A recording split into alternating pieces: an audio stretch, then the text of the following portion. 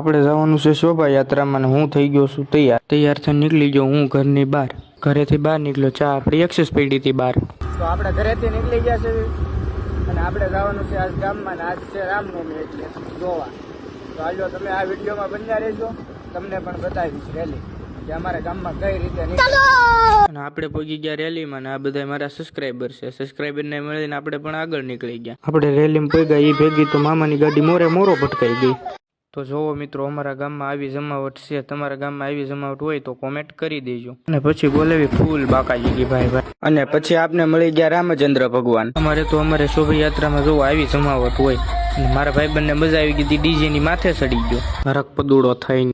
પછી તો આપણે બહુ ઝાઝા બધા ભગવાન જોવા મળી ગયા ટ્રેક્ટરમાં. આપણે દર્શન કરીને પછી હાલતા અને મને મળી ગયા મારા ભાઈબંધ ખાસ એવા અજયભાઈ ને વિનાભાઈ.